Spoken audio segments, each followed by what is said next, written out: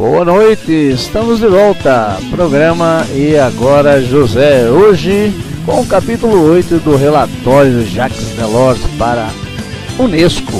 Boa noite, Guedes. Boa noite, Omar. Boa noite, ouvintes do Cultura Online Brasil. Este é o programa E Agora José. Programa que discute a educação direto dos nossos estúdios em Guarulhos, com transmissão para a Cultura Online Brasil em São José dos Campos e para a Rádio Internacional Lusófona em Portugal.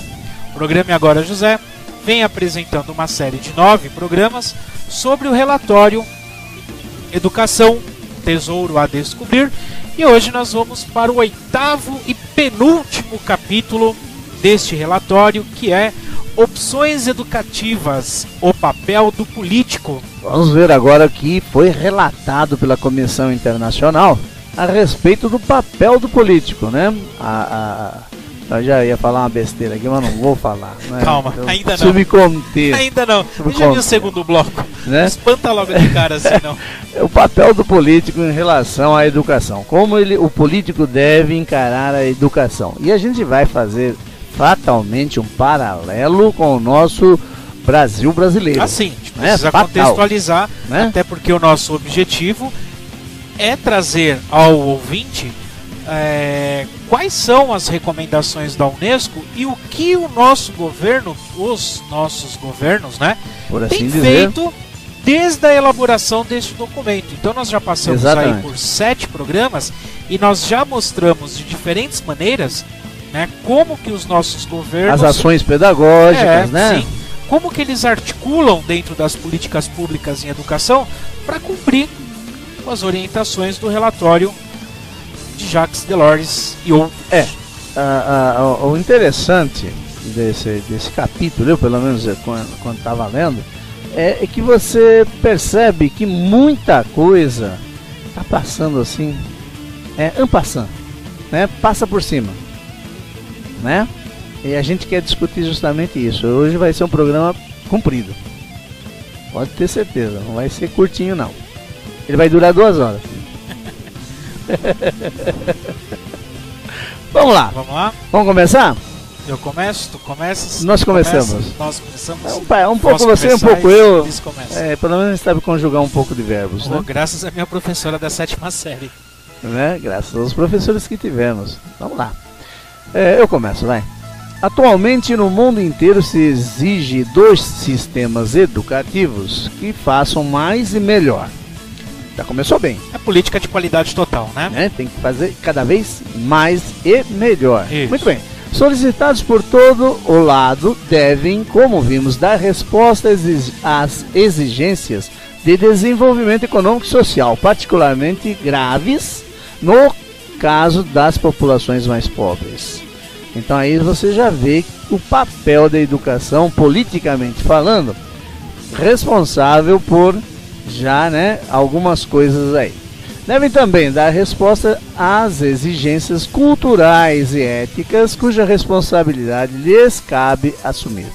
Finalmente, tem de vencer o desafio da tecnologia, que com os riscos eventuais que isso comporta, constitui uma das principais vias de acesso ao século XXI. Se eu não estou errado, Guedes, me corrija, logo no início, nesse primeiro apanhado, eles já fazem um resumo do resumo de tudo que eles falaram. Sim, né? Desde o princípio, essa é a discussão. Se você se lembra, eles falam da posição da educação, o que cabe à educação, e até a informática, até a mídia, né? Que nós discutimos em um desses capítulos aí. O professor Demerval Saviani, ele tem um artigo no Caderno SEDES, que é uma revista bem famosa na área de educação, em que ele fala sobre o PDE, o Plano de Desenvolvimento da Educação. E nesse plano, um dos pontos que ele aborda é esse conceito de qualidade total na área da educação. Como a educação, porque o conceito de qualidade total é um conceito do empresariado. Sim, ele vem com a industrialização. Isso, né? É um conceito muito bem trabalhado na área de administração. Esses conceitos vindos para a educação passa a ter uma função mercadológica. Sim. Essa função mercadológica é a de qualidade total na educação para que o aluno seja um bom funcionário. Sim. Dentro do que eles entendem, né, desse conceito de qualidade total. E a Unesco, ela traz essa orientação dentro das diversas abordagens pedagógicas que nós já fizemos aqui. Mas hoje a gente vai falar necessariamente sobre o papel do político. Uhum. E como a gente já discutiu também, todo mundo espera alguma coisa da educação. Ah, sim. Todo mundo, toda a sociedade, né? Pais, os adultos, os trabalhadores, o cara da esquina lá, o Zé do boteco, todo mundo, né? Crianças, jovens, todo mundo bota uma esperança danada na educação. Mas será que a educação, coitadinha da educação, consegue abarcar tudo isso? Então, a gente, nessa virada de século, a escola, né, a educação formal, eu sei que tem ouvintes nossos aí, por exemplo, o Edésio, ele não gosta que a gente utilize a palavra educação e sim escolarização. Sim. Mas enfim, a gente está discutindo sobre o papel da escola, né? E o papel da escola, ele não está muito bem traçado nesse início do século XXI. Então nós temos N caminhos diferentes para seguir e isso não está muito bem claro. Sim, e você esperando, e essa expectativa que se tem da educação, que ela possa fazer tudo, e ela não pode fazer tudo, vai acabar se transformando em desilusão. Desilusões, né? sim, claro. Vai trazer desilusão, porque você tem acontece a mesma coisa do relacionamento humano, né? Vocês têm uma expectativa muito grande com uma pessoa e acontece o quê? Ela não faz nada daquilo que você estava esperando. Aí vem a desilusão, né? O sofrimento, né? E quais são as opções, né, que nós temos? Bom, então, são opções de sociedade e cada sociedade ela tem uma opção, ela tem uma demanda. Agora, aí é interessante discutir o que é essa sociedade. Como ela é formada, né? Por quê? Porque você pode ter uma parcela da sociedade formada pelo empresariado e eles vão ter uma demanda. Sim, tem uma expectativa, demanda, né? Sim, essa diferente demanda dos pais, diferente do, né? Sim, ele vai cobrar do poder público, ele enquanto uma sociedade organizada, sim, ele vai cobrar do poder público aquilo que ele acredita que seja necessário para o setor do empresariado. Sim, para o bom funcionamento dessa sociedade chamada empresariado, né? Outros setores da sociedade, por exemplo, colocar movimentos humanistas ou políticos, eles vão cobrar outras demandas da educação. Sim, que são pertinentes, né? Então, ou seja, você tem duas demandas diferentes, né? E o político ali, o cara que tem o poder da caneta, o que elabora as políticas públicas, ele seria o costureiro, né? Ele vai costurar ter que ver isso tudo para poder qual setor da sociedade que ele vai agradar. E geralmente se agrada aquele que mais cobra. Sim. É óbvio que o setor empresariado é tem o que muito está em mais evidência, poder, né? Até porque é ele quem financia a campanha a campanha dos nossos representantes, enfim. E tem, né, o apelo pela mídia e tem a sua máquina, né? Então é normal que o político ele vá cumprir com a demanda solicitada pelo empresário e não pelo poder público. Até porque o poder público muitas vezes ele não tem clareza daquilo que ele pede. Quando nós vimos nas manifestações de junho de 2013, o ano passado, queremos mais educação, mais educação, mais... O movimento pelos 10% do PIB, né? O que é mais educação? Aliás, o que é educação, né? Já começa por aí. O que é educação, né? Então, mas quando a população vai para a rua falar, queremos mais educação. O que é mais educação? É aumentar o tempo na escola? Na escola? É aumentar o investimento? O material didático? É aumentar os 10% né? do PIB na educação, mas para onde vão esses 10%? Esse é um outro, melhorar a qualidade da formação do professor? É melhorar o salário do professor? E isso, a grande sociedade, ela não domina esse debate. Não, de Nós forma queremos alguma. mais educação. É um pedido geral, né? É um pedido geral, mas sem muito foco, né? Sem muito foco. Como você disse, nós queremos o quê? Melhor salário, mais tempo da criança na escola, o que é? Né? E aí só mais investimento na educação resolveria? A gente acha que, por exemplo, que não, né? Sim, não adianta ter mais dinheiro e não saber aonde utilizar ou como utilizar esse dinheiro. Exato. Agora, se fica a dica. Aumenta o salário dos professores. Já ajuda. É uma forma de melhorar esse dinheiro. Né? Já ajuda. Bom, então, diante dessa demanda, cabe ao político, a quem compete definir o futuro por uma visão de longo prazo e assegurar ao mesmo tempo a estabilidade do sistema educativo e sua capacidade de se reformar, garantir a coerência do conjunto, estabelecendo prioridades Eu até ressaltei aí. e finalmente abrir um verdadeiro debate da sociedade sobre as opções econômicas. Eu até ressaltei financeiras. aí, compete definir o futuro por uma visão, né, clara e coerente. Agora, dos nossos políticos, que pelo menos até agora, o que nós temos visto, na verdade, não é visão de futuro nenhuma, né? É uma visão bastante curta, aliás, diga-se de passagem, uma visão bastante curta, né? Mas vamos seguir em frente e vamos continuar discutindo aí. Vamos ver o que vem mais por aí. Bom, demanda por educação. É o item que a gente vai trabalhar agora, opções educativas. A opções demanda de por sociedade. educação, ela vive aumentando dia a dia, né? Essa demanda pela educação, né? Isso aumenta dia a dia. E agora? E isso é positivo, né? Sim, se a gente sim, considerar que a educação formal ela vai trazer uma mudança substancial para o aluno, para o sujeito, ou seja, para nós, então, quanto mais eu frequentar a escola, seja um curso técnico, seja universidade, Melhor. seja educação básica, melhor. De alguma forma a vida dessa pessoa, né, que procura o conhecimento, que procura formar-se em alguma coisa, de alguma forma essa vida modifica-se, né? Ele está buscando algo. Isso é importante, né? Isso é importante. Chamar a atenção aqui, nos países em desenvolvimento, em que uma forte procura de educação é acompanhada por uma falta de recursos, muitas vezes dramática, as opções são particularmente difíceis e levam frequentemente ao impasse, né, alguns tipos de ensino. Não é exatamente o nosso caso, porque no nosso país não falta tanto recurso assim, né? No nosso país falta o gerenciamento dos recursos. Exato. A gente já está cansado de bater aqui. Né? Mas tem países, né, que não dispõem, né, de tantos recursos.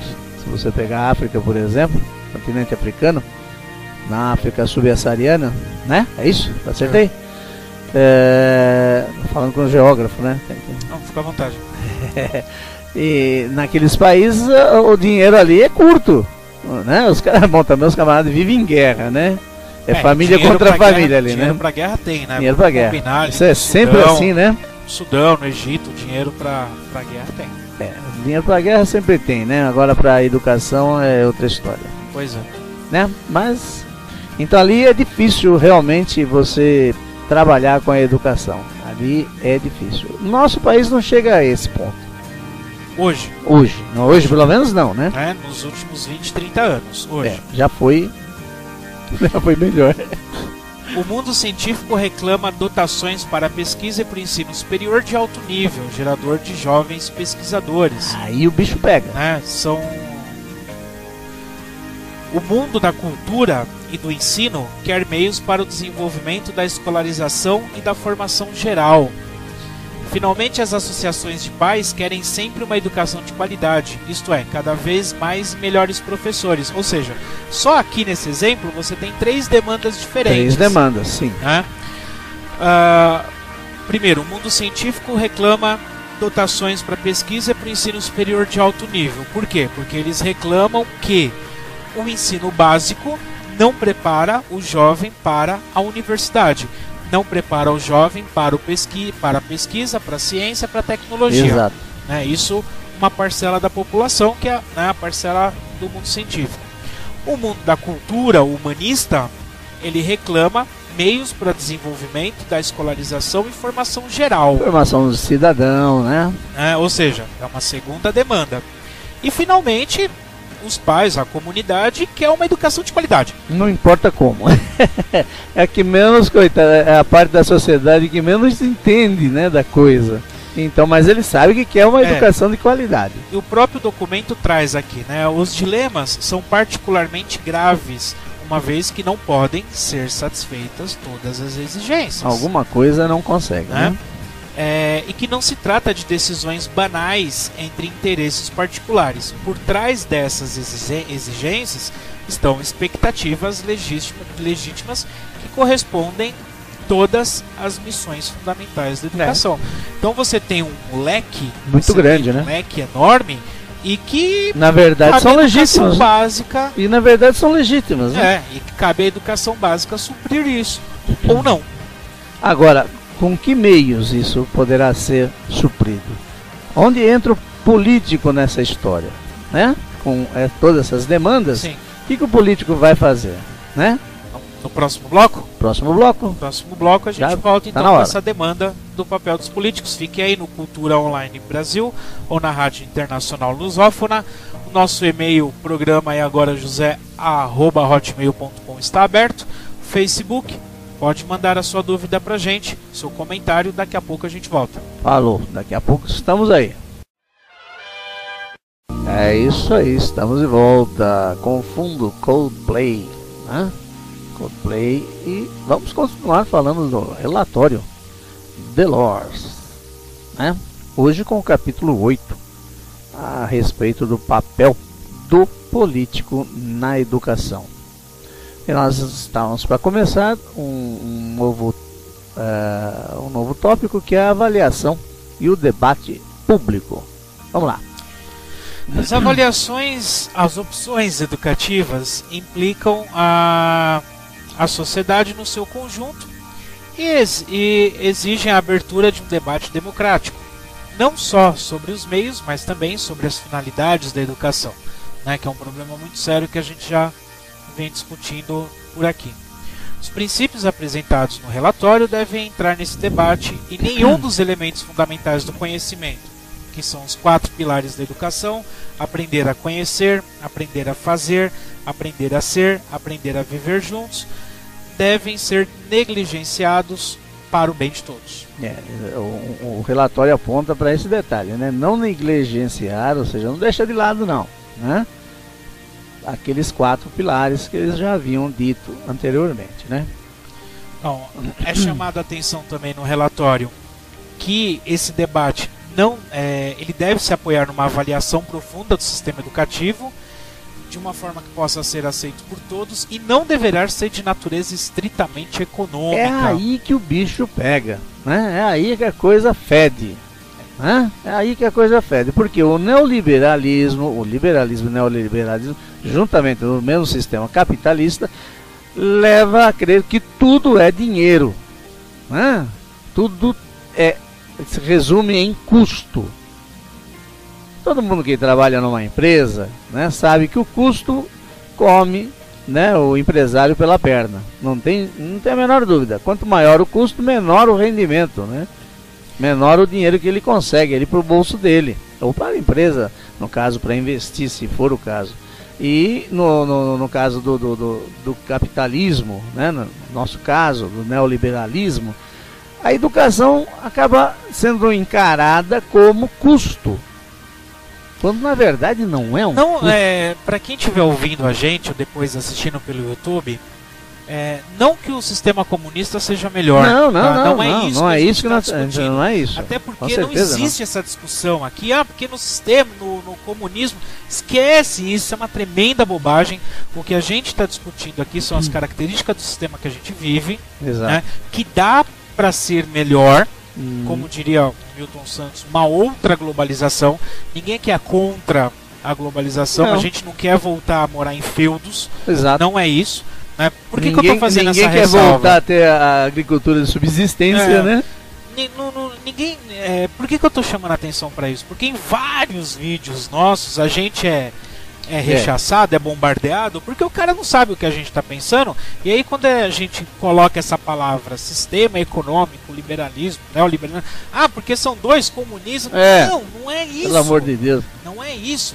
O que a gente está colocando é o sistema como ele é, como ele poderia ser, mais humano.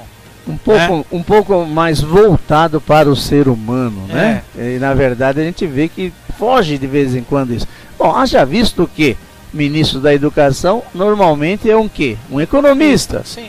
Ou um secretário da Educação, um economista, né?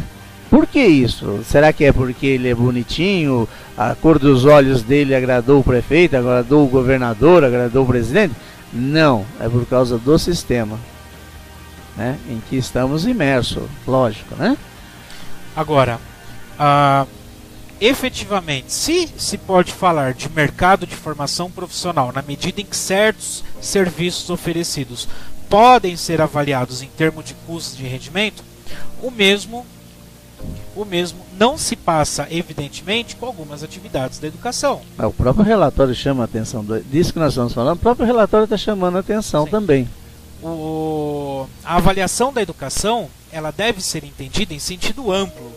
Não visa unicamente a oferta educativa e os métodos de ensino, mas também os financiamentos, gestão, orientação geral e a prossecução de objetivos a longo prazo. Tem que entender que o sistema educativo ele forma um todo, né? Ele é um todo, então inclui também a avaliação do sistema, né? Bom, em qualquer caso, né, o que é necessário é desencadear então um dispositivo de avaliação, né? Já que o sistema educacional tem que ser avaliado, ele tem que ter um dispositivo de avaliação. Esse sistema tem que ser objetivo, público, né? E de modo a apreender a situação do apreender, não é aprender, apreender, ou seja, pegar por um todo, né? Ou a situação do sistema educativo, né? Assim, com o seu impacto no resto da sociedade, né? Bom, qual a importância então dos orçamentos públicos consagrados à educação? Isso justifica bem que a coletividade peça contas, olha bem, peça contas antes de se pensar em aumentá-los ainda mais. Vou repetir, a importância do orçamento público consagrados à educação justifica bem que a coletividade peça contas antes de se pensar em aumentá-los ainda mais. O que foi que aconteceu com o movimento dos 10% do PIB? Nós pedimos aumento no orçamento, aumento no investimento, mas ninguém cobrou o que estava sendo feito. Sim. Com o dinheiro investido. E nós já cansamos de noticiar aqui a questão da corrupção. Contrário. Né, a questão da corrupção na educação. Exato. Essa semana, por exemplo, o prefeito, esqueci o nome da cidade, mas essa semana um prefeito lá da região Nordeste, o cara foi cassado por causa da máfia da merenda. Eu vi também isso aí. Hoje é dia 1º de junho de 2014. Sim. Né? Ele desviava a merenda, né? Sim, fazia simplesmente superfaturamento. Então, assim, não adianta aumentar o dinheiro na educação se a própria sociedade não acompanha como esse dinheiro é gasto. Exato. Não adianta eu cobrar melhoria na educação e não participar do conselho de escola. Exato. Não participar da PM, né, da Associação de Pais e Mestres. A comunidade tem que participar.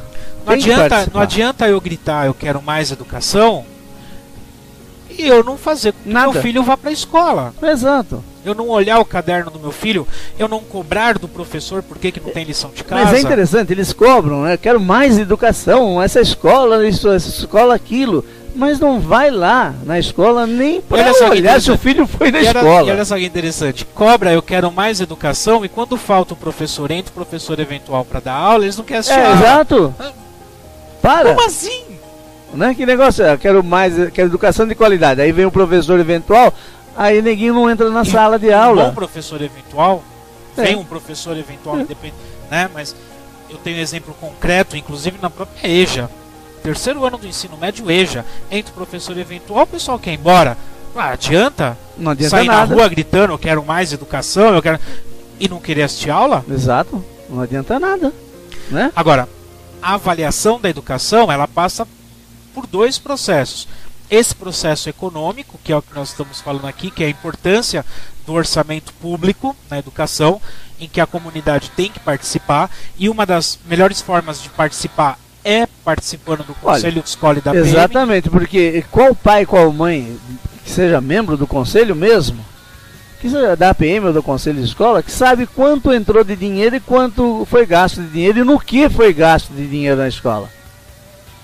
Só se tiver é muito, que é o cara que assina o cheque para pagar, porque do resto ninguém pergunta, Ninguém quer saber se entrou 10, se saiu 20, se tem 30, se tem dinheiro, se não tem dinheiro. O que foi feito com esse dinheiro? Se não é a direção fazer lá, ó, o balancete e publicar ali no mural, ninguém sabe o que aconteceu com o dinheiro que foi para a escola. Tá? Então começa por aí. A participação da comunidade na escola.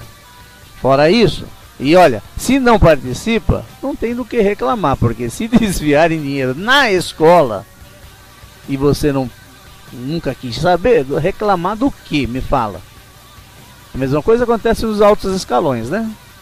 Se ninguém reclama, ninguém pergunta como é. Sim, fica tudo. Aí tá tudo vem bem. O pessoal fala, não, tem o portal da transparência, tem tudo lá, você sabe quanto foi para a escola. E sabe mesmo, tá lá toda a verba de todas as escolas.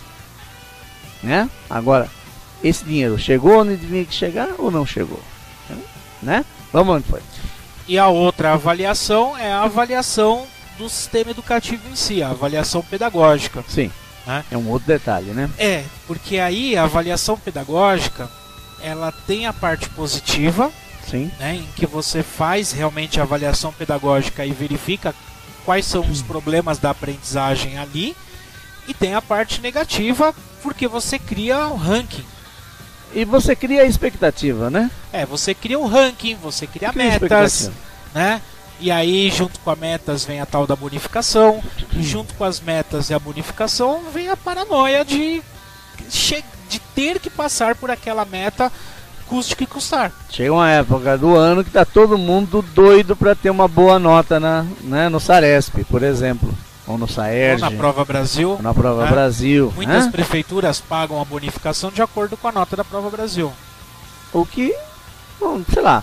Não sou contra bônus, não. Até dinheiro na conta não acho ruim. Ah, eu sou. Mas... eu sou porque professor não é vendedor. Não sou contra dinheiro. Dinheiro não. Se quisesse me dar o dinheiro, eu aceito. Lógico. A gente pode fazer um outro programa só sobre essa questão da bonificação. Mas não da forma que é feito. Bônus para professor, isso não tem que existir, não. Mas não feito dessa forma. Tem que existir um salário decente, sim. Lógico. Como claro. foi dito no programa anterior, no programa 7, depois você volta aí no YouTube para assistir.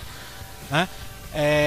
Tem que existir um salário decente. São duas vias: chega, salário digno e a cobrança da aprendizagem do aluno. Agora, não adianta ter a cobrança da aprendizagem do aluno com o professor ganhando 50 alunos lá, o professor trabalhando. Esse é um detalhe 3, também escolas. Que vai ser falado aí sobre a quantidade de alunos na sala de aula. Né? Então, é claro, nós, em todos os momentos, nós somos avaliados. E a avaliação que a sociedade faz, que nós fazemos, que os alunos, ela é extremamente útil, mas ela tem que ser eminentemente pedagógica. Ela tem que ser, mesmo a avaliação dos gastos públicos, ela tem que ter como objetivo a melhoria da qualidade da educação. Lógico, senão não tem porquê. Para que você vai investir no negócio se não é para melhorar pedagogicamente na educação? Não sei para que, você vai pintar prédio? Pintar, botar, tem que ser bonito o prédio, tem. Mas isso pedagogicamente, qual a influência, né? Vamos lá, continuar. Oportunidades oferecidas pela inovação e descentralização. Associar os diferentes atores ao projeto educativo. Bom, o debate sobre o grau de centralização ou descentralização a dar à gestão do sistema educativo surge como essencial para os êxitos das estratégias de aperfeiçoamento e reforma dos sistemas educativos. Bom, a comissão ela está de acordo com numerosos observadores, ao verificar que as reformas educativas atravessam atualmente uma fase de profundo ceticismo. Olha, as reformas educativas, isso foi escrito em 94. Reformas educativas atravessam atualmente uma fase de profundo ceticismo, ou seja, continuam pelo menos no Brasil, num profundo ceticismo. Todas as reformas que foram feitas até agora, Tudo ou quase tudo já foi experimentado nesse domínio. Os resultados raramente estiveram à altura das expectativas, continua valendo. As tentativas de reformas sucessivas e contraditórias parecem ter reforçado o imobilismo dos sistemas educativos em muitos países, inclusive o nosso. Entendeu? Que em 94 já era preocupação da comissão Sim, esse imobilismo. sim, mas o porquê disso? Ó, porquê disso? A maioria das decisões, elas são postas de cima para baixo, exatamente. Sem consulta popular, sem consulta nenhuma, quem está na linha de frente. Sem consultar os diversos atores que fazem parte desse cenário. A comunidade não é consultada, os professores não são consultados, a direção da escola não é consultada. Então, todas as decisões, elas partem de um gabinete. E aí eu tenho um exemplo interessante, até comentava na escola há poucos dias atrás, o nosso secretário da Educação, o Herman Volvard. Quando ele começou, logo que ele foi empossado, ele veio com um discurso bonito, todo mundo gostou. Eu sou reitor, eu conheço a realidade do professor, fez reuniões em várias escolas, realmente ele percorreu uma via sacra, e todo mundo apostando no cara. Agora eu pergunto, senhor secretário, senhor reitor, daquilo tudo que o senhor viu, fez, catalogou, o senhor conversou com as bases, o que foi feito? Mas você sabe por quê? O que foi feito? Não, aí eu vou defender ele. Defenda. Eu vou defender o secretário de Educação do Estado de São Paulo. Defenda. Eu vou defender o Herman. Defenda. Por quê? Porque, infelizmente, ele tem que prestar contas ao governador do Estado. E o governador do Estado, diferente provavelmente do Herman, o governador do Estado é um político. Ele não vê a educação com bons olhos. É um político. Da mesma forma que o antigo secretário adjunto, que assumiu junto com o Herman, que agora me fugiu o nome dele. Está na prefeitura? Não. O Herman, do Estado de São Paulo. Junto? Eu esqueci o nome dele. Não é... Porque já foi trocado, não é mais, né? Não, então, era o antigo. Não lembro do nome dele também, não. João Palma. João Palma Filho. Tá aqui, ó. João Palma Filho. Tanto o Herman quanto o João Palma Filho, eles são técnicos na área da educação. E a proposta de ambos para a educação eram propostas boas, pertinentes, concretas. Só que, quando barra acho que o erro aí foi público... Peraí, quando barra no interesse público, que ele podia fazer alguma coisa. Quando barra no interesse do governador, que não é o mesmo interesse dos técnicos em educação, corta. O Palma começou a reclamar. O que aconteceu com ele? Tchau. Sai fora. Voltou para a Unesp. É uma coisa honesta. Sim, claro. Não vai fazer? Tô sem fora. Dúvida. Então, os dois assumiram juntos, os dois eram parceiros. Se fosse secretário e fizesse na eu caio fora também. Eu também acho que o Herman, diante do que foi colocado para ele deveria já ter saído. Não tenho nada a ver com a vida dele. Mas eu, na situação dele, ou eu sou colocado num cargo para trabalhar, ou não. Ou se me dá autonomia para fazer alguma porcaria, ou então tô fora, né? Agora, vamos lá. Isso a gente está falando do governo do Estado de São Paulo. Claro que a gente conhece, nós conhecemos a nossa realidade, né?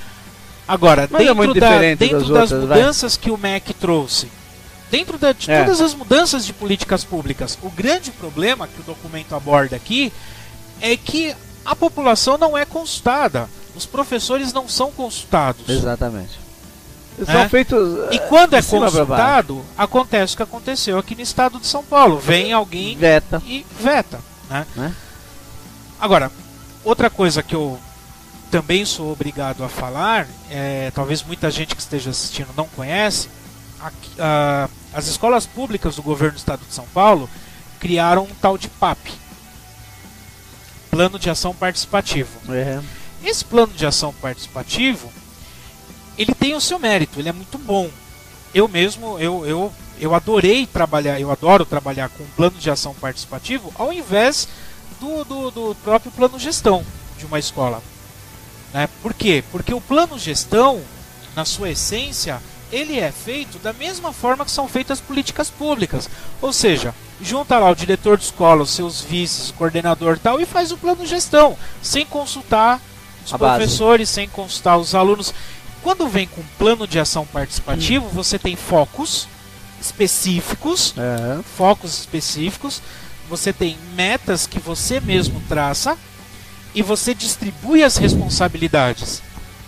Esse modelo de gestão escolar que é novo, ele está engatinhando. Tem muita coisa para ser melhorada. A partir do momento que você distribui as responsabilidades, né? Então, você vê que a Pelo coisa menos começa... você tem a quem cobrar. E você vê que a coisa começa a funcionar, porque não fica em cima de um cara só. Exato. Nesse caso, o diretor de escola ou o professor, dependendo, né, do Cada foco. grupo tem a sua responsabilidade. Sim, e você divide as responsabilidades. Agora, esse plano de ação participativo, depois vocês digitam no Google aí e vê melhor como é que funciona, isso deveria partir lá de cima. E quando eu digo lá de cima, do MEC, do governo federal. O governo federal deveria copiar esse plano de ação participativo do estado de São Paulo para consultar a população, os professores, os alunos, antes de criar a política pública. Na final de contas, a política pública ela vai influenciar na vida de todos, né? Então tem que ter a participação de todo mundo, né? Eu acho que tem que ser assim, para todo mundo. Todo mundo na conversa. Vai ser meia dúzia só, porque tem gente que não vai gostar. Ninguém perguntou a minha opinião. O que eu acho mais válido?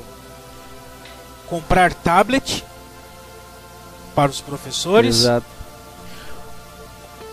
Ou fazer qualquer outra coisa? Ninguém perguntou a minha opinião. Olha, acho que fazer qualquer outra coisa, viu? E a CCE e a Positivo ganharam rios de dinheiro com isso. Ganharam rios, porque isso foi para o país inteiro. Agora pergunta os tablets. Agora, melhorou a qualidade da educação? O treco não funciona. Tablet? Pois é, aqui no estado de São Paulo, por exemplo, quem ganhou a concorrência foi a CCE. O tablet é uma porcaria. Não funciona. Só que a CCE ganhou dinheiro público. Já recebeu e já gastou. Pois é. Agora, é esse tipo de política pública que se faz e que não tem resultado. Não mostra resultado na educação. Não é política de resultados. Com certeza não é. É uma política econômica para agradar uma empresa. Ou de resultado negativo, né? Para agradar uma empresa. E o maior prejudicado dentro de todo esse processo é o aluno. O aluno. Exato. Exatamente. Bom, outra coisa que a gente quer destacar também é que há condições que devem ser reunidas para melhor cooperação no plano local entre os professores, pais, público, no seu conjunto, né? A primeira parece ser a vontade por parte do governo central, né? De abrir um espaço de tomada de decisão democrática, né? Onde possam ser levados em conta as expectativas da comunidade. Só que a gente está comentando agora dos professores, associação de pais, né? Organizações das famosas ONGs, né? Não governamentais. As instituições que compõem o sistema educativo devem, por outro lado, dar prova de verdadeira vontade de adaptar às condições locais e adotar uma atitude aberta perante a mudança. Finalmente, a autonomia dos estabelecimentos de ensino, esse é um outro detalhe também, constitui um fator essencial no desenvolvimento de iniciativas locais, porque permite uma maior colegialidade, no trabalho dos professores. E estes, né, professores, tendo de tomar decisões em comum, libertam-se do isolamento tradicional da profissão. Todo professor é um tanto quanto solitário, isolado na sua profissão, né? E aí também, o que acontece? A noção, então, do projeto de escola, em certos países, mostra muito bem que essa vontade de alcançar juntos um objetivo é que vai, então, melhorar a vida da instituição escolar e a qualidade do ensino. Percebo que é aquilo que você estava falando, é consultar quem de fato está trabalhando com a coisa, né? Um projeto da escola, projeto da escola. Não é o plano de gestão que a gente conhece aqui em São Paulo, que aquilo lá, convenhamos, é feito para... É documentação, né? Papel, pra nunca arquivar. foi levado a sério, não é só aqui em São Paulo. Não é para arquivo, para dizer que existe. Não é o projeto da escola. Não foi discutido com professores. Não é discutido com professores. Por isso que eu acho que esse projeto... Nem com a comunidade. Por isso que eu acho que esse projeto... O PAP, ele tem muito a acrescentar, sim. Ainda está engatinhando. Sim. Mas eu acho que... Mas ele vem a substituir o plano de gestão nesse aspecto com vantagens, né? Porque consulta o pessoal que está trabalhando com a coisa. Vamos ver se a gente consegue alguém para trazer aqui para falar sobre o PAP. É. Que é um projeto bom, bacana, né? De repente a gente consegue alguém que entenda, que trabalhe bem com isso aí, né? Já trabalhou bastante com isso, para esclarecer a gente, né? Bom, a gente falou no vai fazer intervalo, vai, porque isso daqui vai deixar profundamente irritado o próximo já item. São quase 7 horas, né? O próximo item, favorecer uma verdadeira autonomia das escolas. Que a gente estava falando no tópico anterior, a autonomia da escola. Quero saber que tipo de autonomia que é essa daqui. Que autonomia que a escola tem, né? Nenhuma. O que deveria ter. Então a gente volta já, logo após nosso breve intervalo musical, certo? E não vai embora não, que nós estamos aqui no pedaço, hein? É isso aí, estamos de volta. O programa é Agora José, com o relatório Jacques Delors para a educação. Vamos voltar aos comentários, agora com um novo tópico sobre o que a comissão acha, né? O que eles pensam sobre a autonomia das escolas. O relatório ele coloca aqui a necessidade dos diferentes segmentos da sociedade participar da vida escolar, né? Como por exemplo, principalmente ele pegando aqui sobre a gestão de recursos, né? Ele fala que é importante que a distribuição de uma parte significativa dos recursos atribuídos possa ser decidido em nível de escolas. Fazer um comparativo que a gente com o tem nosso aqui. O PDDE. O PDDE é o único dinheiro que não chega na escola que não é verba destinada. Ainda que uma parte do dinheiro do PDDE seja para consumo, né, que é o custeio, e outra parte que é capital, que é chamado de permanente. Né? Então esse dinheiro chega na escola, você reúne o conselho, vê o que está precisando, mas isso é muito pouco. Sim, porque a escola tem inúmeras necessidades. Então, né? Dizer que a autonomia da escola se restringe a destinar os recursos do PDDE, isso daí é muito pouco. Né? A gente já falou aqui, né? Deixa eu citar o documento, depois... Leia. Eles dizem que é preciso criar estruturas especiais, como por exemplo comitês de pais, alunos, professores, né, que se pronunciarão sobre a gestão da escola ou sobre aspectos dos programas educativos, que deve favorecer a cooperação entre professores, direção e pais, com o diálogo conjunto da comunidade local. Isso me faz lembrar a gestão democrática. Né? Famosa gestão democrática. Essa coisa legal, hein? A prática da negociação e da conciliação na gestão de estabelecimentos de ensino e na vida escolar constitui em si mesmo um fator de aprendizagem democrática. Muito bem, até aí muito legal. Por outro lado, a autonomia das escolas estimula fortemente a inovação. Tá, muito bem. Vamos falar de autonomia da escola. Que autonomia a escola tem diante de decidir, por exemplo, qual o currículo que ela quer para os alunos? Nenhuma. Não tem? Vem direto da secretaria, você tem que dar isso.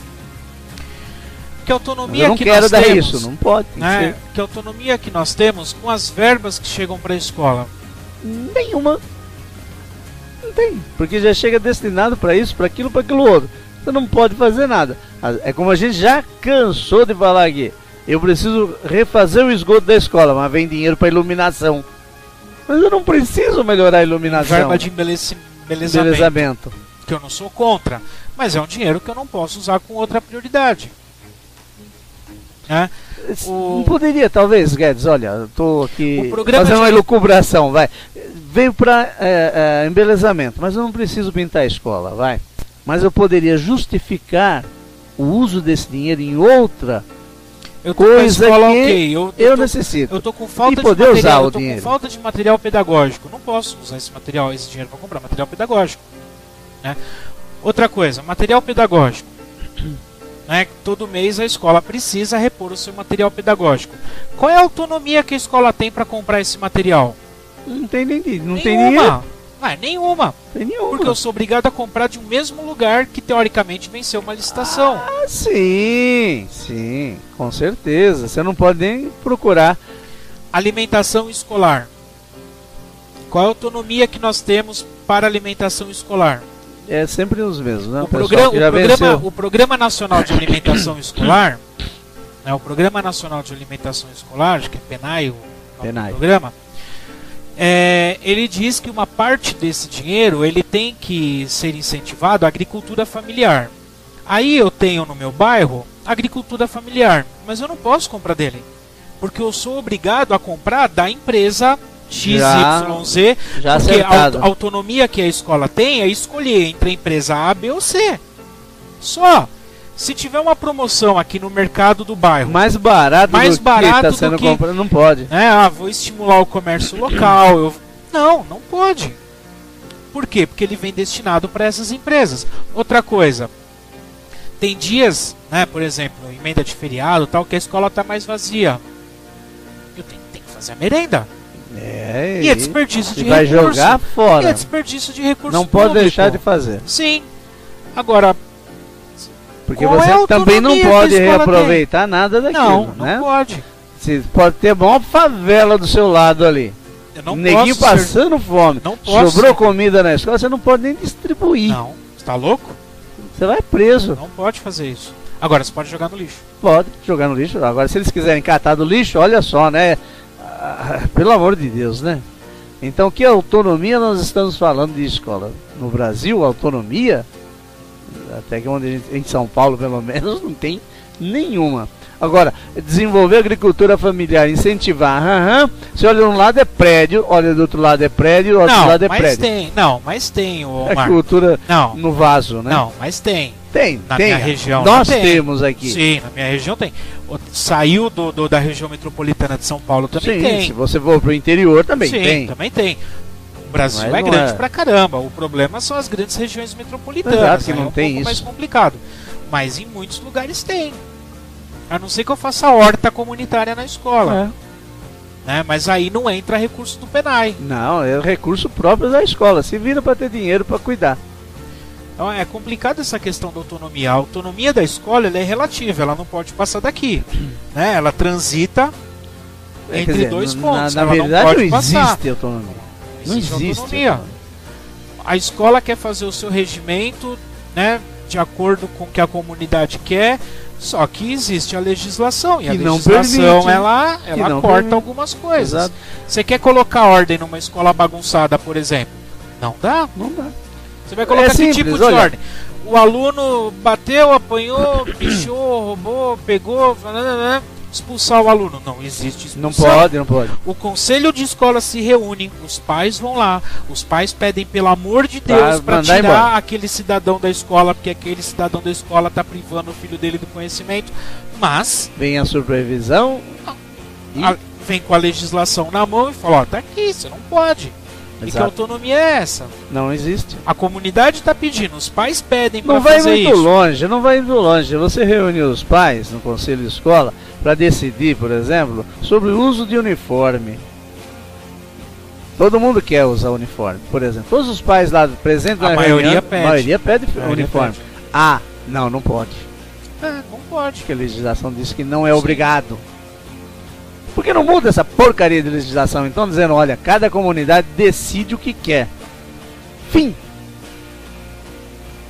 Mas não. Então, que autonomia nós temos? Nenhuma.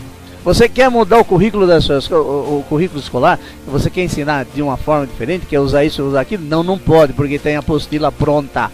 Nós temos que dar dinheiro para quem fabrica isso, para as editoras. E se cada escola tiver sua autonomia a respeito, não vai dar dinheiro para essa gente. Essa é a verdade. Doa quem doer. Conheço um cara que já falou isso. Doa quem doer. Vamos lá. Necessidade de uma regulamentação do conjunto do sistema. Bom, seja qual for a organização do sistema educativo, qualquer um, né? Mais ou menos descentralizado, mais ou menos diversificado, o Estado deve assumir um certo número de responsabilidades para com a sociedade civil. Na medida em que a educação constitui um bem de natureza coletiva que não pode ser regulado apenas pelas leis de mercado. Trata-se, em particular, de criar um consenso nacional sobre educação, de assegurar uma coerência de conjunto e de propor uma visão a longo prazo. Né? Longo prazo, aqui no Brasil, né? Tá bom. Uma das primeiras tarefas dos poderes públicos, consiste em suscitar um amplo acordo entre os diferentes atores sobre a importância da educação e sobre o papel na sociedade. Sobretudo nos países em desenvolvimento, que somos nós, só um diálogo permanente com todos os partidos políticos, associações profissionais, empresas, sindicatos, poderia então assegurar estabilidade e durabilidade aos programas educativos. Olha só, uma conversa com todos os partidos. O que a gente vem falando aqui? Que política educacional devia ser o quê? A partidária. Sim, mas isso aqui não com visão de isso longo aqui no prazo. Brasil não funciona. Porque se eu sou de um partido e você do outro, quanto mais areia eu jogar no seu café, melhor. Porque você é meu concorrente, você não é meu parceiro. Aí vem a famosa Fala em pergunta. café, passa o café pra mim, por favor. Aí vem a famosa pergunta. Vem a famosa pergunta. Interessa aos partidos políticos ou não interessa quanto pior, melhor. uma educação de qualidade? Você imagina, se o PT e o PSDB trabalhassem juntos. No tocante à educação, segurança. Sim, não, né? se eles trabalhassem juntos. Mas não, ali você tem situação e posição, né, independente Contrário, de época. não importa que o país se Você lasque tem- todo. Você tem, então, Não quanto importa pior, que o melhor. país continue. Há quantos anos nós, desde 70, desde 1970, nós somos um país em desenvolvimento. Nunca chegamos lá. Quer dizer, aos partidos políticos, não importa que o país continue eternamente sendo um país em desenvolvimento. Nós vamos morrer em desenvolvimento. Né? Quer dizer, é uma política partidária que nós temos no Brasil. Em questão de segurança, educação e saúde. Política partidária. Cada um que chega quer fazer. Tá mais para a escola de samba do que para a educação. E aí quando fazer um muda, samba enredo diferente. sim, e aí quando muda o partido, Muda os tudo. programas. Por quê? Porque se continuar o mesmo programa, tá vendo? Você Foi usou o programa foi que o eu fulano. fiz. Foi Você o- não teve criatividade para fazer o seu Porque programa. não houve uma discussão anterior com todos os partidos, como eles falam. Eles estão errados. Comissão Internacional de Educação está errada? Não, está certo, está coerente. Errados somos nós. Errados são os partidos que não levam isso em conta. E qual é o partido que tem peito para levar isso em conta? Nenhum. E depois querem que eu vote um desses caras, né? Tá bom. As diferentes Café. partes do sistema são interdependentes. O ensino secundário fornece os alunos ao ensino superior. Aquele Mas famoso a uni- círculo que a gente fala, né? Mas a universidade fornece professores ao ensino secundário volta e de muitas novo, vezes também ao primário. Em termos quantitativos, mas também qualitativos, essas categorias de ensino são solidárias e é preciso ter em conta no que diz respeito à regulamentação dos fluxos, bem como a definição dos conteúdos e dos processos de avaliação. É tendo em conta essa interdependência do conjunto que se deve tentar otimizar as opções sobre recursos. E onde é que a gente vê isso, Guedes, acontecendo aqui? A gente não vê essa interdependência. Na França, na Finlândia, em qualquer outro lugar do mundo, porque no Brasil não tem interdependência entre esses níveis. O que nós vemos é cada um para si e Deus para todos. Sim. Cada um. E se eu for da Nos oposição, McDonald's quanto melhor, do quanto ensino pior, melhor. superior, então, quem pode mais chora menos. Sim. Né? E que se lasque o país de novo. Bom, resumindo, as políticas educativas devem ser políticas a longo Mas prazo, é óbvio. o que supõe que fica assegurada a continuidade das opções e da concretização de reformas. Este é o motivo por que em educação se deve ultrapassar a fase das políticas de vista curta ou as reformas em cascata que são postas em causa a cada mudança de governo. Porque a gente tem cansado de falar aqui essa Eu acho porcaria. que aí entraria a discussão do Plano Nacional de Educação, Sim. do Plano Decenal de Educação, que é um plano que estabelece metas a cada 10 anos, né? E que, portanto, Já é um plano mais e que, portanto, médio prazo. 10 anos é 10 médio anos, prazo. E que, portanto, você passo a passo levaria ao E desenvolvimento se da fosse, educação. fosse aprovado no início? Porém, aqui no Brasil, Faltam só 6 anos para nós acabar. estamos no segundo plano nacional no segundo plano decenal de educação. O primeiro foi de 2001 a 2010, que foi um fiasco. 200 e tantas metas. metas nunca iria ser. O segundo, com 21 metas. Que é este agora, né? De 2010 a 2020. De 2011 aliás, a 2020. desculpa. Porém, nós estamos em 6 de 2014. dia 1º de junho de 2014 e até agora Faltam esse plano 6 não foi anos, aprovado. Faltam 6 anos para ele extinguir. Já deveria ter outro já em curso sendo formado. Mas por quê? Não vamos pensar, né, que leva tempo realmente para você analisar tudo. E o anterior nem aprovado foi. Tá tudo meia boca. Então, a gente não consegue estabelecer nem nossas metas a médio prazo. Por quê? Porque entra a picuinha de partido. Interesses pessoais em detrimento do interesse coletivo. Quer dizer, eles estão se lixando para a educação. A verdade é essa. Nossos políticos estão se lixando para a educação. Eu gostaria de saber, bom, eles devem ter casa fora né? Na Ilhas Caimã, Nova York, França, Principado de Mônaco. Eles devem morar lá, eles não moram no Brasil não, né? Deve ser. Não dá pra entender. Sinceramente, rapaz, eu fico exaltado com esse tipo de coisa. Vamos fazer o último intervalo ou vamos seguir em frente? Vamos seguir em frente? São 19 horas e 20. Bom, opções econômicas e financeiras. Opções econômicas e financeiras, a gente vem discutindo há algum tempo aqui no Brasil essa questão dos 10% do PIB na educação. Exato. Né? E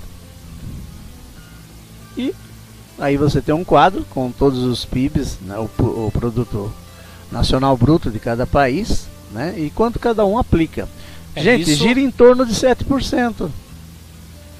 6, 7%. Dados de... Isso é de 96, né? 94, aliás, não, desculpa. dados de 1992, por exemplo. Ah, tá, a tabela. América do Norte, 5,7% do PIB ia para a educação. Na Europa, 5,2%. Considerando que o PIB deles é muito maior que o nosso, né? Sim. Hoje, no Brasil, nós investimos em torno de 7% do PIB. 6 ou 7% 6%, do PIB. 6%. Né? Do PIB na educação. O que é um dinheiro considerável. O que se discute aqui é justamente isso. Quanto precisa investir na educação? Mas o quanto realmente deve ir para a educação? O nosso problema aqui são dois.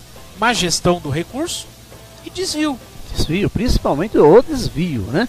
Pra você ter uma ideia, em 92, do Produto Nacional Bruto, né?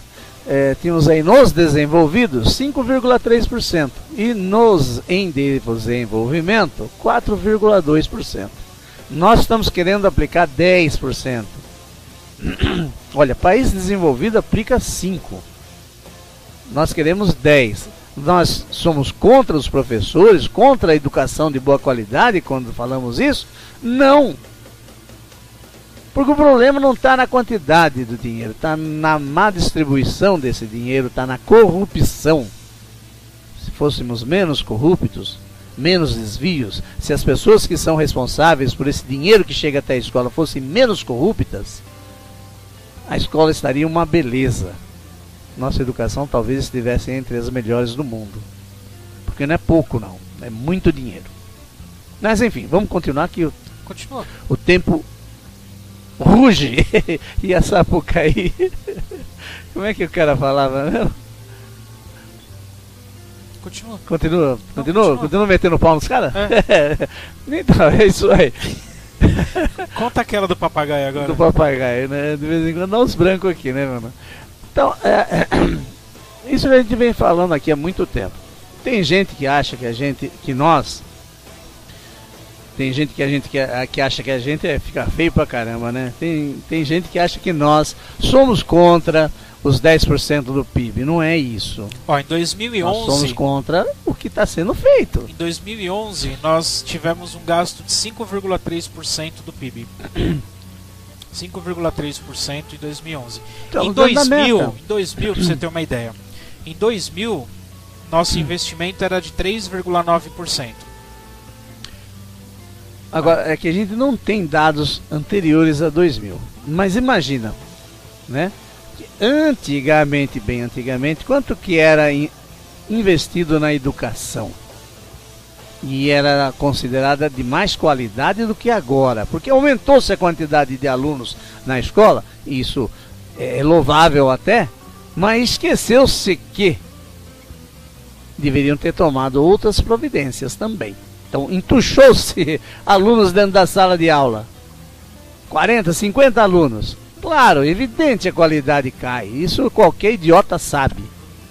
Aliás, eu postei um negócio no YouTube, no Facebook, dizendo o seguinte: você não é político, então é um idiota. Eu pensei que fosse descer o cacete em mim, ninguém falou nada, mano. Um ou outro lá curtiu. Será que o pessoal entendeu o que eu quis dizer? Não leram. Ninguém leu. Se você não é político, é idiota. Você entende isso? Sabe o que quer dizer isso? Não tô prestando atenção, tô vendo o gráfico. Como é que a gente pode fazer um programa desse jeito que o cara não presta atenção? Vai, fala o que você tem pra falar, vai então. Não, só tô vendo o gráfico. Despesa de educação em função do PIB? É. Olha aí, isso dados de 2010. Brasil, por exemplo, de 2000, né, de 3% do PIB mais ou menos, foi para quase 6. Quase 5,3 mais ou menos a gente tá. A Dinamarca, por exemplo, em 2000 era 6%, agora quase 8%. Só que se a gente for comparar proporcionalmente de 2000 para 2010, o Brasil avançou muito no investimento em relação aos outros países da OCDE. Sim. Agora, bater na mesma tecla, não adianta aumentar os recursos se não há fiscalização. Claro, o PNAE, né, o Programa Nacional de Alimentação, é um programa excepcional, mas dá muita margem à corrupção. Sim. O Programa Nacional de Transporte Escolar também é um programa muito bom, mas também... Bom, corrupção vai haver. Não, isso é um Programa Nacional do a gente achar que não vai ter. O Brasil tem o Brasil tem o maior programa de distribuição de livros didáticos do mundo. As duas princesinhas do MEC é o Programa Nacional de Livros Didáticos, PNLD, e o Programa de Alimentação Escolar. São os dois principais programas da educação básica do MEC, além do transporte escolar, mas né, são os dois principais. Mas é da onde sai muita corrupção. E é isso que irrita a gente. Dinheiro, né? E é isso que irrita a gente. Dinheiro tem. O problema é corrupção. Vamos em frente. Quais seriam as orientações então para o futuro? Vamos ver o que o relatório diz. Aumentar os recursos públicos destinados à educação em vez de outras despesas deve considerar-se como uma necessidade para todos os países, mas sobretudo para os países em desenvolvimento, na medida em que se trata de um investimento essencial para o futuro. Se quisermos fixar uma ordem de grandeza, digamos que a parte do produto nacional bruto consagrada à educação não deverá nunca ser inferior a 6%, nos países onde esse objetivo ainda não foi alcançado. Nós estamos nessa meta.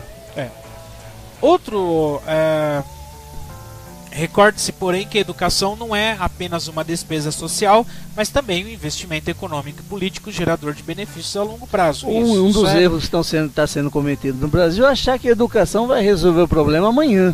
Não vai. O problema é que é isso, né? Você de 10 a 20 anos. Ou você destrói uma geração inteira, e essa já foi ou você saco, constrói. Né? Essa já foi pro saco. Sim, a gente está na lama, né? O investimento educativo é, assim, uma condição essencial do desenvolvimento econômico e social a longo prazo e deve ser protegido em períodos de crise. Igualzinho nós. Tudo que nós estamos fazendo, não tem jeito, né? Por outro lado, a comissão pensa que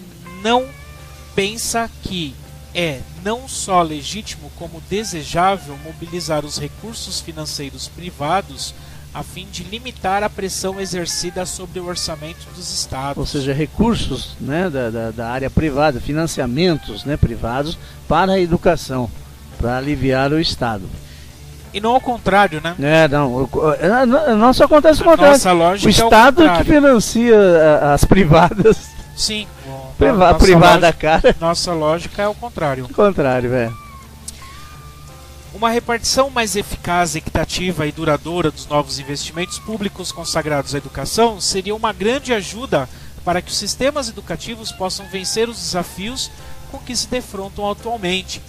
A eficácia consiste em investir o dinheiro público onde ele produz um rendimento mais elevado. No caso da educação, é geralmente na educação básica. Daí um maior investimento na educação básica. Deveria. É o que a gente não vê. Não é bem assim. É aquele investimento, mas, novamente, né? O que a gente vê é o desvio do dinheiro.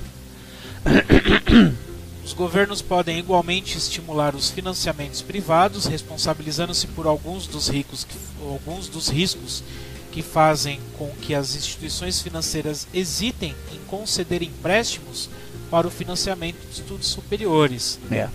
Bom, a gente tem financiamentos, né?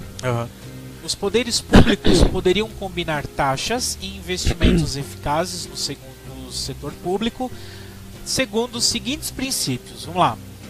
Gratuidade da educação básica com responsabilização de alguns dos custos por parte das comunidades locais e ajudas reservadas aos filhos de famílias modestas.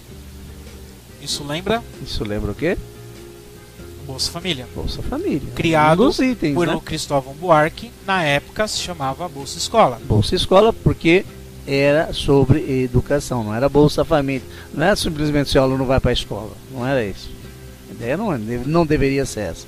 Se necessário, cobrança seletiva de taxas no segundo ciclo do ensino secundário com concessão de bolsas a determinados alunos. Vejam, estamos falando de poderes públicos, estamos falando de educação pública, cobrando taxa diferenciada e dando bolsa para alunos. Cobrança generalizada de taxas no ensino superior público, combinada com empréstimos, deduções fiscais e outros mecanismos que permitam aos estudantes sem recurso adiar o pagamento do estudo até o momento que comecem a ganhar a vida e aí também a atribuição seletiva de bolsas, pois as pessoas de fracos recursos têm sempre receio de se endividar no presente por conta de futuros rendimentos. Aqui eles colocam o FIES. Aqui no Brasil a gente tem o FIES, né? Tem até alguns bancos privados que fazem o financiamento dos estudos do ensino superior. Mas o que eu acho interessante aqui é que eles colocam a cobrança generalizada de taxas no ensino superior público. Isso. E aqui no Brasil as instituições não públicas, elas são públicas, né? Realmente não cobra nada. Tanto é que quando se fala em gastos, em proporção de gastos com a educação, o ensino superior ele gasta muito mais do que o ensino básico. O ensino básico total, sim, né? Somando todos os investimentos. O gasto com o ensino universitário no Brasil ele é 5 vezes maior do que com o aluno na pré-escola. Porque entra a questão de infraestrutura, de pesquisa, sim, né? Tem todas as peculiaridades aí do ensino superior. Justamente por isso que o ensino superior deveria ter uma taxa. Para justificar também a presença ali, né? Não vou entrar nesse mérito agora. Até um dia desses eu andei batendo boca com um cidadão aí por causa da Universidade de São Paulo, mas enfim. Bom, a garantia de acesso ao ensino primário de qualidade para todas as crianças, dando prioridade absoluta em todos os países a este nível de ensino, nas despesas públicas com a educação. Garantia de acesso primário de qualidade para todas as crianças. Nós tivemos uma melhoria, né, nesse aspecto da entrada da criança no ensino básico. É garantido, mas a qualidade não acompanhou. É outro problema. Né? Não acompanhei. Está difícil, hein? Está difícil de fazer acompanhar. Ampliação do acesso ao ensino secundário geral. Em primeiro lugar, a nível de primeiro ciclo e depois a todos os níveis do secundário. Seria o ensino médio, né? Ensino médio, Como segunda prioridade, uma vez assegurado o acesso de todas as crianças a uma educação primária de qualidade. Tanto é que a LDB, o ano passado, se eu estiver muito enganado, não lembro se foi o ano passado ou ano retrasado, ela sofreu uma uma mudança e o ensino médio passou a se tornar obrigatório no Brasil. Porque a legislação ela falava, né, o ensino médio obrigatório no ensino fundamental com extensiva progressão ao ensino médio. Exato. Uma vez que a gente conseguiu suprir a demanda do ensino fundamental, passa a ser agora obrigatório então, o secundário. Passa a bola da vez é o segundo, sim, né? É o ensino médio passou a ser obrigatório. O acesso é garantido, a permanência é garantida, isso a gente sabe. Qualquer sistema de ensino ele é obrigado a oferecer a vaga. Se for longe da casa, ele é obrigado a oferecer o transporte. Mas a qualidade já é outro problema, né? E dentro desse aspecto, Guedes, você tem a acessibilidade, a garantia do ingresso desse aluno na escola. A gente hoje em dia tem isso, todos podem estar na escola. Começa com o problema de infraestrutura. Nem todas as escolas conseguem manter todos os seus alunos. E outra, as salas de aulas não comportam. Outra coisa, 40, 50 alunos dentro de uma sala de aula, meu amigo... Pedagogicamente inviável. Pedagogicamente isso não funciona. Então cadê a qualidade? Então vamos dizer que a falta de qualidade do ensino é porque o professor é ruim? Quando você tem um depósito de gente na escola? Depósito, porque 50 alunos dentro de uma sala de aula, para mim é um depósito, não é uma sala de aula. Isso já está virando um auditório. Você tem N fatores aí, né? Um programa que vale a pena rever, que nós gravamos, procura no YouTube, é Por que tão poucos querem ser professores? Exato. Ali nós discutimos com um nível de detalhamento bem bacana, né? Essa situação dos professores em sala de aula, né? Esse é o título do programa. Por que tão poucos querem ser professores? Agora você imagina, o professor está começando, ele nunca deu aula. A única coisa que ele fez foi estágio. Ele está começando, entrou numa sala com 50 alunos da pá virada, o cara não volta mais, mano. Ele pede exoneração no dia seguinte. Ou ele, eu tive vários colegas. Ou ele está destinado a ser professor mesmo, ele aguenta, né?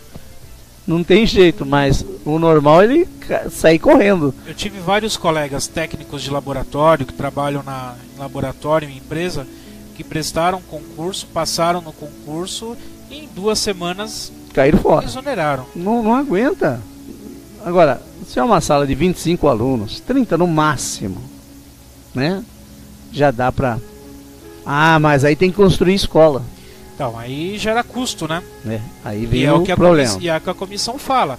São custos, mas para construir estádio tem dinheiro, né? São investimentos sociais, né? Construir estádio tem. A indústria privada, a empresa privada, juntamente com o governo, né? Eles arranjaram dinheiro para construir estádio pelo Brasil inteiro. E rapidinho. Agora, para eles construir uma escola, não tem dinheiro. Nenhuma empresa quer assumir esse risco. Porque poderia haver uma parceria, não poderia? Claro. Ué, a empresa investe na educação. Qual o problema?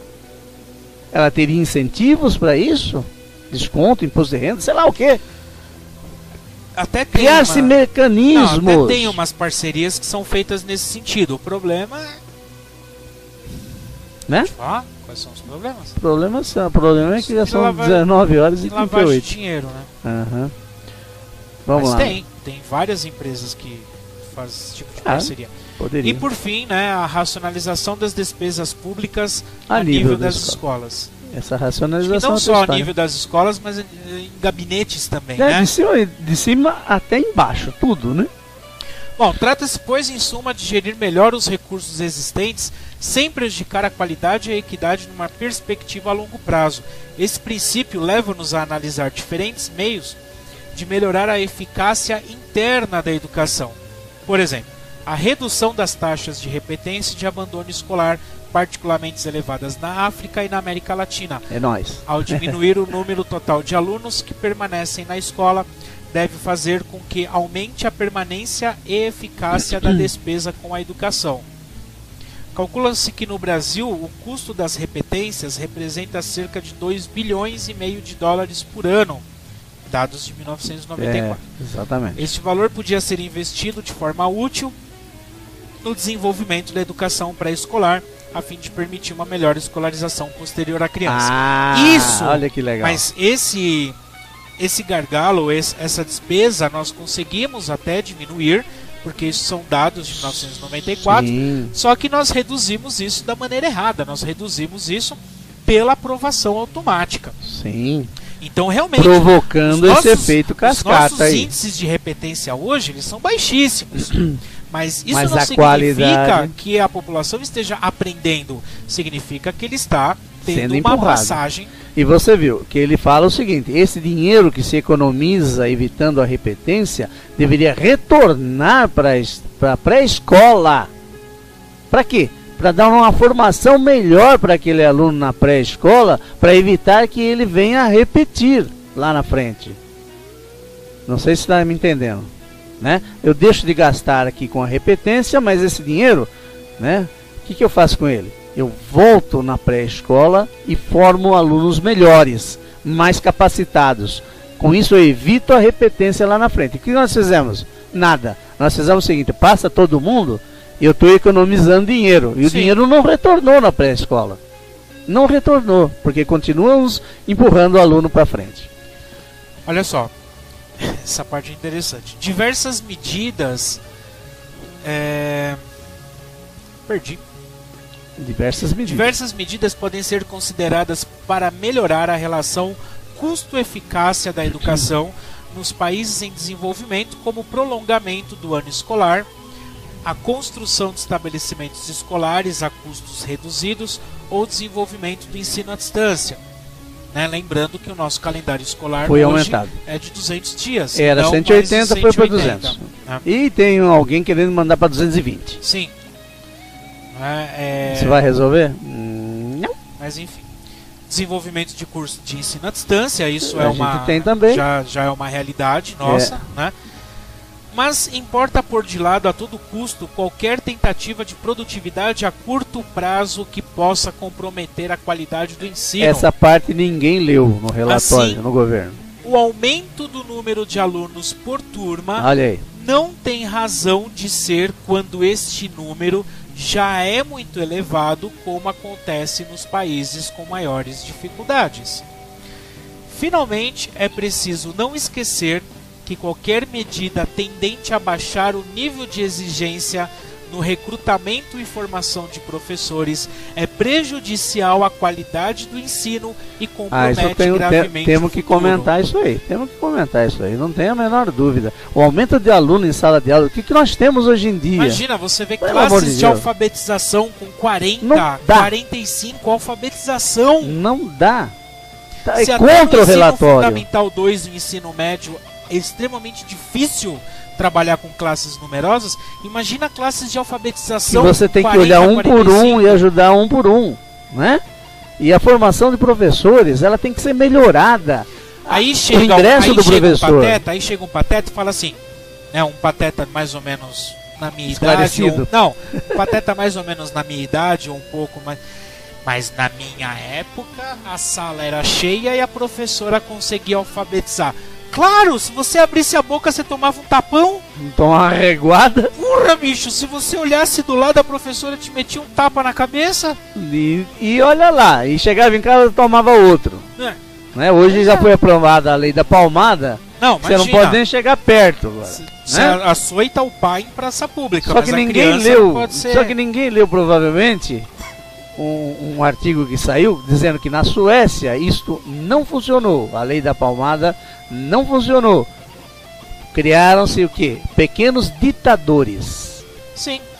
Que aliás, Pequenos Ditadores é um título do artigo do Isamitiba. E aí ele fala a respeito disso mesmo. Né? Então lá na Suécia, não é, né, o paizinho nosso aqui não, Suécia. Agora vamos lá.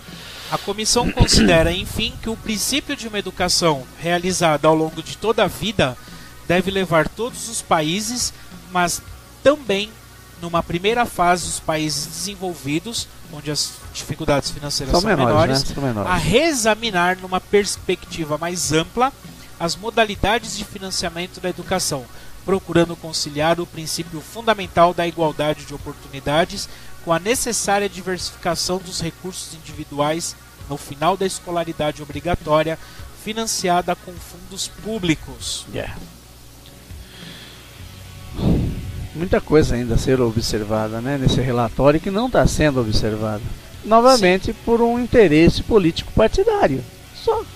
Né? Esse é o objetivo desse capítulo, né? É discutir as possibilidades políticas, o papel do político dentro da educação. Intervalo? Não? Intervalo? Acho que não dá tempo mais. Não? Não. 19h45. Então? Bom, uma das experiências que solidificada já, né?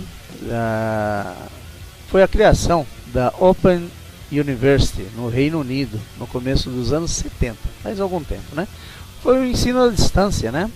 Que recorreu então a vetores diversos, cursos por correspondência, rádio, televisão, suportes audiovisuais, ensino por telefone e teleconferência. Isso em 1970, logicamente não havia internet ainda como existe hoje. O que a gente vê hoje é essa possibilidade da internet levar esses cursos a muitos locais. Por exemplo, eu mesmo estou fazendo uns cursinhos aí do Veduca, que é da USP. Almerchan. Né? Almerchan, né? Eu quero receber, hein?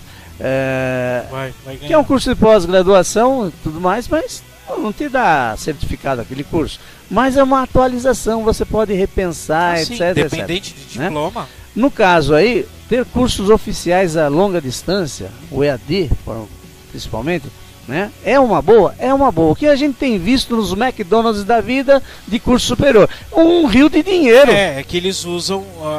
baixíssimo custo. A maioria das universidades utilizam o EAD para reduzir. Lá vai o professor pro saco de novo. E não necessariamente para melhorar a aprendizagem do seu alunado.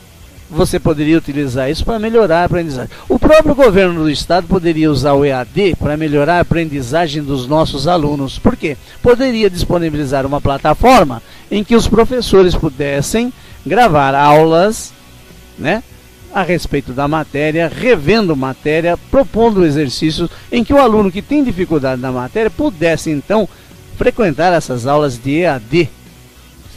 Mas já tem algumas modalidades. O inglês, por exemplo, eles têm curso de inglês é online. Espanhol, isso é online. Cursinho pré-vestibular, né? Isso tem para fazer esse reforço, mas obrigatório. Tipo assim, você tem que se inscrever e tem que dar conta do recado. Não é só lá, deixa lá e faz quem quer. Não é faz quem quer, não. Foi indicado para o professor fazer esse reforço, faria online. Olha, uma boa ideia porque não vai precisar professor para ficar dando aula lá de reforço. Não precisa investir no professor lá. É só ter aquelas aulas. Pode até ser meio padronizado, sei lá, uma ideia a ser desenvolvida. Agora é importante o seguinte: desenvolvimento de tecnologias não diminui em nada o papel dos professores. Esse é um grande erro, achar que vai substituir o professor, Antes, né? pelo contrário, mas modifica-o profundamente e constitui para eles uma nova oportunidade que devem aproveitar. Aquilo que a gente vem falando, professor, atualizar-se, né? Principalmente na área de informática, né? Então, assim, se hoje a gente vive uma sociedade da informação, da tecnologia, tem que acompanhar. Não se trata de substituir o professor pela máquina. Não é isso.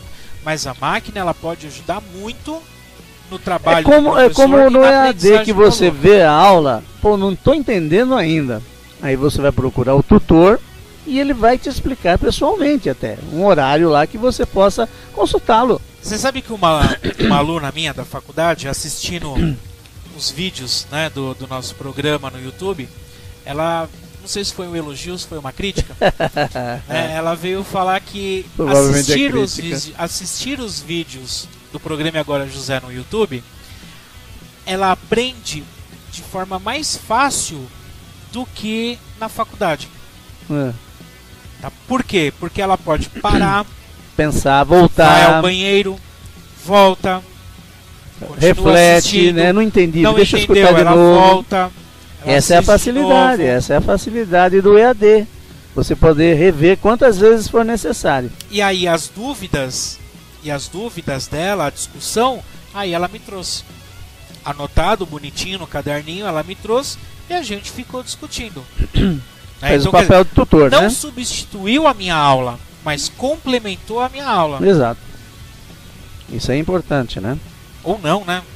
Eu acho. Aprendeu mais fácil assistindo o programa do que na faculdade. Porque a linguagem é diferente, né? Aqui é mais descontraído, a gente tá batendo um papo e tal.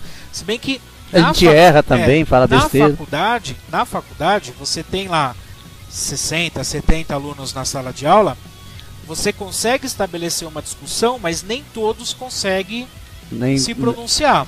Exato. Quando você abre a possibilidade de utilizar o EAD, então eles mandam um e-mail, eles escrevem no blog, eles deixam um recado lá no YouTube, então a discussão continua.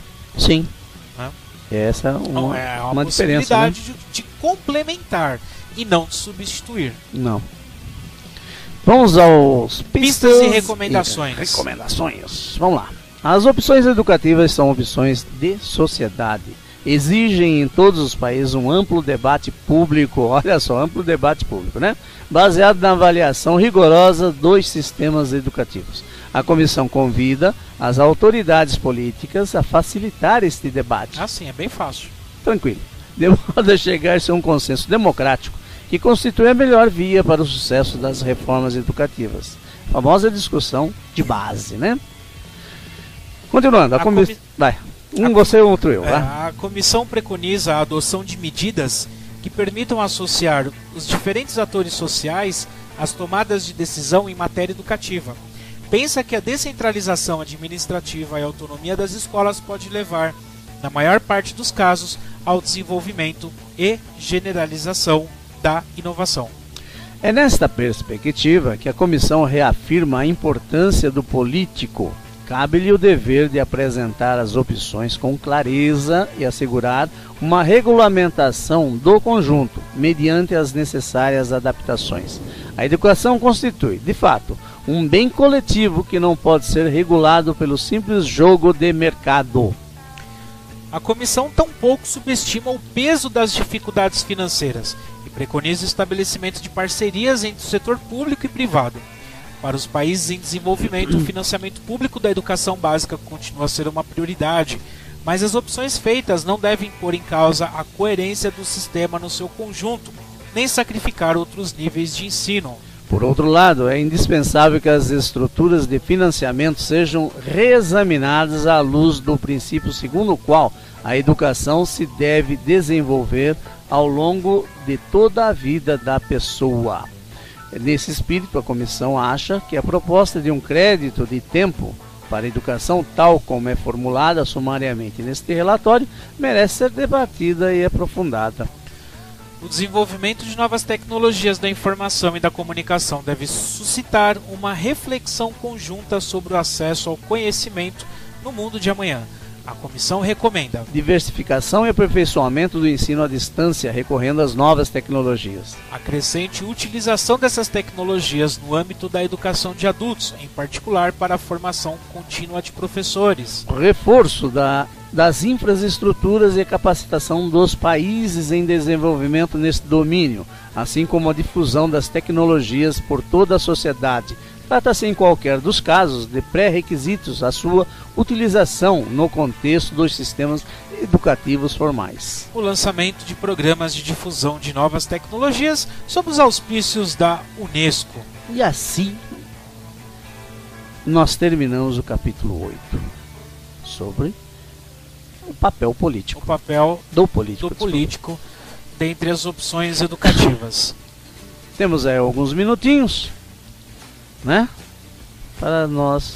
Eu acho que a gente está engatinhando ainda, né? Esse documento de 1994, ele ficou muito restrito por muito tempo, né? Apenas entre os intelectuais da educação, entre o grupinho, né? Sim. E esse documento guardado na gaveta, né? Público. Esse documento ele tem que se tornar público. Ele Essa é a nossa ideia. Ele tem que ser debatido, ele tem que ser discutido, ele tem que ser levado ao conhecimento daqueles que nos representam. Afinal de contas, eles nos representam. Ainda que na maioria das vezes... Queiramos ou não, né? Agora, em outros capítulos, a gente já discutiu a questão da democracia e a gente está engatinhando no que deve ser essa democracia. A gente ainda não entende muito bem né, o que é a democracia. Isso se o PT deixar a democracia crescer no país, né? Não só o PT, né? Vamos lógico. combinar Convenhamos que quem vota a favor, vamos combinar, né, que não está interessado. Democracia é quando você manda em mim. A partir do momento que eu começo a querer mandar em você já não é mais, né? Então não é, não vamos falar só de um partido, não. Não, é verdade, você tem razão. Eu sei que eu tenho. Eu sempre tenho. Sempre tem, é meio difícil. Aliás, de acordo com as minhas convicções democráticas. Você pra você tem tempo e razão, né? Vambora? Vambora? Vamos, queria agradecer muito a participação de vocês, daqueles que nos ouviram pelo Cultura Online Brasil, daqueles que vão nos assistir pelo YouTube. Mande seus comentários, programeagorajosé@hotmail.com. E é isso aí. Isso aí. E a gente volta domingo que vem com domingo que capítulo vem, 9, o capítulo Cooperação Internacional, Educar a Aldeia Global. Vamos falar sobre a globalização, né? Essa influência toda. Tem agora quem mesmo? Felipe de Souza, com Noites de Domingo, direto de São José dos Campos. Isso. E nós ficamos por aqui. Até domingo que vem, se Deus assim permitir. Até lá.